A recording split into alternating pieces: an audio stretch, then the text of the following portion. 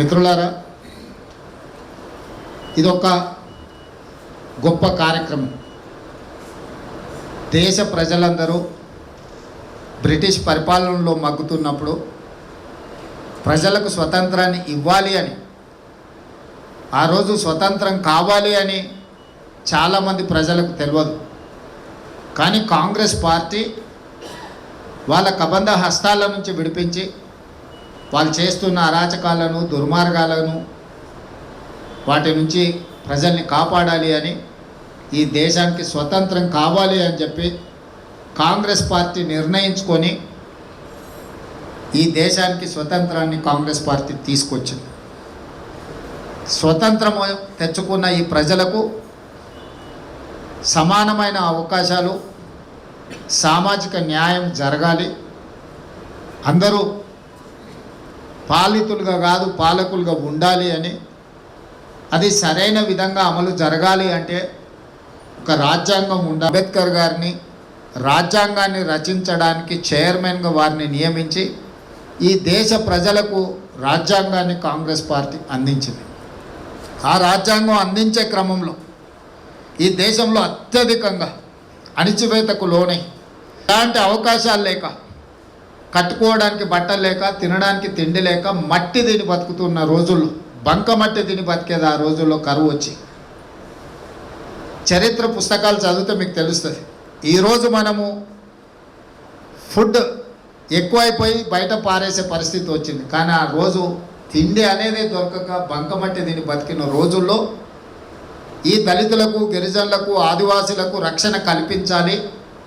SC ST atrocities యాక్టే కాకుండా చట్టసభలలో వాళ్లకు అవకాశాలు రావాలి. లేకపోతే వాళ్ళు ఎన్నటికీ ప్రజాప్రతినిధులుగా రాలేరు, వాళ్ళ తరఫున వాళ్ళు మాట్లాడుకోలేరు, ఇతరుల తరఫున వాళ్ళు వకాలతో పుచ్చుకోలేరు అని చెప్పి ఆనాడు రాజ్యాంగం రక్షణ కల్పించి ఎస్సీ ఎస్టీ రిజర్వేషన్లు ఉద్యోగ ఉపాధి అవకాశాలలోనే కాకుండా రాజకీయ రిజర్వేషన్లు కూడా రాజ్యాంగపరమైన రక్షణ కల్పించి వాళ్లకు సముచితమైన స్థానం కల్పించింది కాంగ్రెస్ పార్టీ.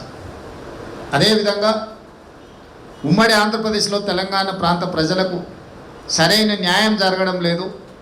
ఈ ప్రాంత ప్రజలు స్వయం పరిపాలన కోరుకుంటున్నారు.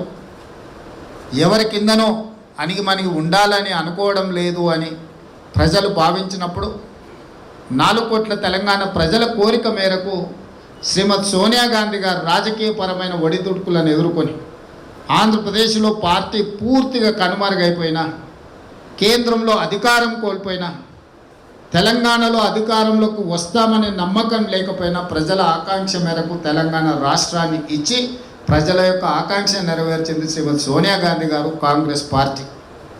మరి వారి వారసత్వంగా ఈరోజు లోక్సభ నాయకుడిగా, కాంగ్రెస్ పార్టీ మాజీ అధ్యక్షుడిగా కన్యాకుమారి నుంచి కశ్మీర్ వరకు మండు టెండల్లో, మంచు కొండల్లో 150 రోజులు 4000 కిలోమీటర్లు పాదయాత్ర చేసిన రాహుల్ గాంధీ గారు ఈ జాతికి ఒక మాట ఇచ్చాడు. తెలంగాణలో కాంగ్రెస్ పార్టీని అధికారంలోకి తీసుకురండి, ఖచ్చితంగా కులగణన చేసి తీరుతామని చెప్పి ప్రజలకు రాహుల్ గాంధీ గారు మాట ఇచ్చారు. ఈ దేశం కోసం ప్రాణాలు ఇచ్చిన మహాత్మా గాంధీ, ఈ దేశం కోసం ప్రాణాలు ఇచ్చిన శ్రీమతి ఇందిరాగాంధీ, రాజీవ్ గాంధీ గారి వారసుడైన రాహుల్ గాంధీ గారి మాట శిలా శాసనం సువర్ణాక్షరాలతో లిఖించదగింది. మా నాయకుడు ఒక మాట ఇస్తే ఆ మాటను తూచా తప్పకుండా అమలు చేయడమే నా బాధ్యత, నా మిత్రుడు మహేష్ గౌడ్ గారి బాధ్యత. మా ఏ హోదా అయినా ఉండని, ఏ సామాజిక వర్గ నేపథ్యమైనా ఉండని, కానీ నాయకుడు ఇచ్చిన మాటను నిలబెట్టడమే మా బాధ్యత. అందులో భాగంగానే ఈరోజు ఎన్నో రకాల అవాంతరాలు, ఒడిదుడుకులు, అభ్యంతరాలు వచ్చినా ఒకటొకటిగా అధిగమించుకుంటూ ఈ దేశంలో ఎన్నో రాష్ట్రాలు, ఎంతోమంది ముఖ్యమంత్రులు ఉండి 76-77 సంవత్సరాల స్వతంత్ర భారతదేశంలో 1931 బ్రిటిషర్స్ నిర్వహించిన కులగణన తప్ప మళ్ళీ దాదాపుగా 95-96 సంవత్సరాలలో మళ్ళీ ఎప్పుడు కూడా ఇది జరగలేదు.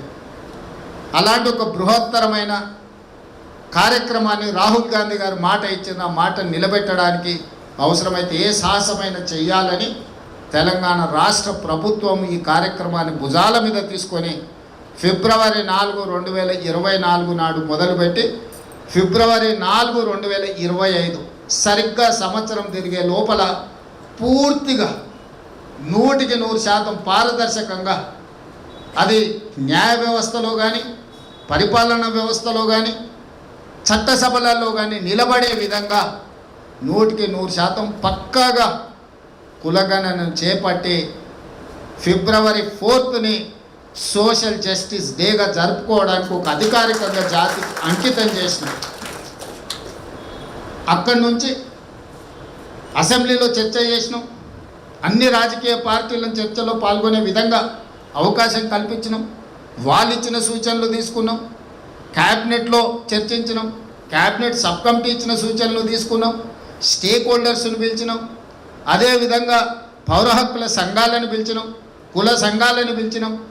ఎంతమంది తెలంగాణ సమాజంలో ప్రతినిధులు ఉన్నారో అందరితోని ప్రభుత్వం ఓపికగా ఇక్కడనే కాదు జిల్లాలకు కూడా పంపించి సమావేశాలు ఏర్పాటు చేసి మీ అభిప్రాయాలు చెప్పండి. పక్కడబందిగా దీన్ని ఎట్లా చేయాలో మీ సూచన ఇవ్వండి. ఎందుకంటే ప్రభుత్వానికి చిత్తశుద్ధి ఉంది. పరిపాలనలో ఏదైనా పనులు చేసే క్రమంలో ఏదైనా తప్పిదాలకు అవకాశం ఉంటుంది కాబట్టి ఆ అవకాశం కూడా ఇవ్వకుండా పక్కాగా చేయడానికి అందరి అభిప్రాయాలు తీసుకొని ఒక నిర్ణయానికి వచ్చి దేశానికి ఆదర్శంగా నిలబడే విధంగా ఈరోజు కులగణను పూర్తి చేసుకొని తెలంగాణ మోడల్ అని రాహుల్ గాంధీ గారు దేశం నలుమూలలో చెప్పే విధంగా ఈరోజు మల్లికార్జున్ ఖర్గే గారు, రాహుల్ గాంధీ గారు దేశంలో ఎక్కడికి వెళ్ళినా తెలంగాణ మోడల్ కులగణన చెయ్యాలి దేశవ్యాప్తంగా అన్ని రాష్ట్రాలలో అని చెప్పి ఈరోజు గట్టిగా వాదించి చెప్తున్నారు. ఆనాడు is not ready to take up this caste census. Fundamentally they are against for this. మేము వ్యతిరేకము, మేము చెయ్యము అని చెప్పిన నేపథ్యంలో ఫిబ్రవరి 4, 2025 నాడు మనం పూర్తి చేసుకున్న తర్వాత మనం ఢిల్లీ జంతర్ మంతర్ దగ్గర ధర్నా పెడితే మిత్రుడు శ్రీనివాస్ గౌడ్కు గుర్తుండాలి, మన తెలంగాణ రాష్ట్రం నుంచి పెట్టుకున్న వేదిక మీద 16 రాజకీయ పార్టీలకు సంబంధించిన ప్రతినిధులు, ఇది మన ఒక్క తెలంగాణ రాష్ట్ర ప్రభుత్వం అభిప్రాయం కాదు, డిఎంకే కావచ్చు, ఎన్సిపి కావచ్చు, ఆర్జేడీ కావచ్చు, కమ్యూనిస్టు పార్టీలు కావచ్చు, భారతదేశంలో ఉన్న జాతీయ పార్టీలైన 16 రాజకీయ పార్టీల ప్రతినిధులు, పార్లమెంట్ సభ్యులు వ్యక్తిగతంగా ఒక్కొక్కరితో నేను మాట్లాడి, కరుణానిధి కుమార్తె కన్మోజీ కావచ్చు, శరద్ పవార్ కుమార్తె సుప్రియా సులే కావచ్చు, ఇట్లా ప్రతి ఒక్కరిని జంతర్ మంతర్లో ఎంఐఎం అసదుద్దీన్ ఓవైసీ గారు కావచ్చు, అందరిని ఆ వేదిక మీదకి తీసుకొచ్చి తెలంగాణ రాష్ట్ర ప్రభుత్వం చేపట్టిన సమగ్ర కులగణనను మేము ఆమోదిస్తున్నాము, ఇది దేశవ్యాప్తంగా అమలు జరగాలి, నరేంద్ర మోడీ గారు మీరు అమలు చేసి తీరాల్సిందే, మీరు చెయ్యకపోతే మీతోని యుద్ధం ప్రకటిస్తామని మన వేదిక మీద నుంచి మీరు నిర్వహించుకున్న వేదిక మీదకి వచ్చి చెప్పారు. అదే ప్రధానమైన గేమ్ చేంజర్గా ఈరోజు కేంద్ర ప్రభుత్వం మీద ఒక ఒత్తిడి, ఆ ఒత్తిడి నేపథ్యంలో ఇష్టం లేకుండా అయినా అయిష్టంగా అయినా కేంద్ర ప్రభుత్వం ఈరోజు దిగొచ్చి 2026 సంవత్సరంలో చేపట్టబోయే జనగణనలో కులగణనను చేర్చి మేము చేస్తామని ఈరోజు నోటిఫికేషన్ ఇవ్వడం జరిగింది. ఇది ఆషామాషి విషయం కాదు. తెలంగాణలో మనం చేసుకున్న నిర్ణయం, మనం తీసుకున్న పరిపాలనాపరమైన నిర్ణయాలు ఈరోజు భారతదేశాన్ని ప్రభావితం చేసి ఈ దేశంలో ఉన్న 56%, 140 కోట్లలో 56% అంటే దాదాపుగా 60-70 కోట్ల బలహీన వర్గాలకు ఈరోజు ఒక వెలుగునిచ్చే అవకాశం తెలంగాణ నుంచే ఇది మొదలైంది అని అంటే ఇది మీ అందరూ మనమందరం సంతోషపడాల్సిన సందర్భం. దీన్ని ముందుకు తీసుకువెళ్ళవలసిన బాధ్యత మనందరి మీద ఉన్నది. ఈరోజు నేను రాజకీయ పార్టీల నాయకులు మాట్లాడేది చూస్తున్నాను, మాకు చిత్తశుద్ధి లేదండి. మేము తెలంగాణ రాష్ట్ర ప్రభుత్వంగా కాంగ్రెస్ పార్టీగా చేయాల్సిందంతా చేసినాం. చిత్తశుద్ధి ఎవరికి ఉండాలి? భారతీయ జనతా పార్టీకి ఉండాలి. ఈరోజు గవర్నర్తో సహా లీగల్ వెట్టింగ్ చెప్పించి గవర్నమెంట్ ఆఫ్ ఇండియాకు పంపిస్తే, క్యాబినెట్ అప్రూవల్ చేసి రాష్ట్రపతికి పంపించేస్తే ఇమ్మీడియట్గా జరగాల్సిన పరిణామాలన్నీ వేగంగా జరిగిపోతాయి.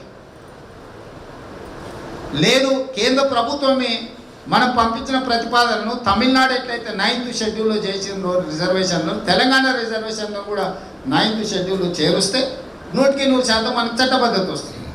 ఎవరు దీన్ని సాధించాల్సింది? కిషన్ రెడ్డి గారు సాధించాలి, లక్ష్మణ్ గారు సాధించాలి, బండి సంజయ్ గారు సాధించాలి, లేకపోతే మా మిత్రుడు ఆర్ కృష్ణయ్య సాధించాలి. ఎందుకు అంటే వాళ్ళ నాయకుడు నరేంద్ర మోడీ అనుకుంటేనే ఈ పని జరుగుతుంది. ఇవాళ తెలంగాణలో సాధ్యమైందంటే మా నాయకుడు రాహుల్ గాంధీ గారు అనుకున్నాడు కాబట్టి ఇది సాధ్యమైంది.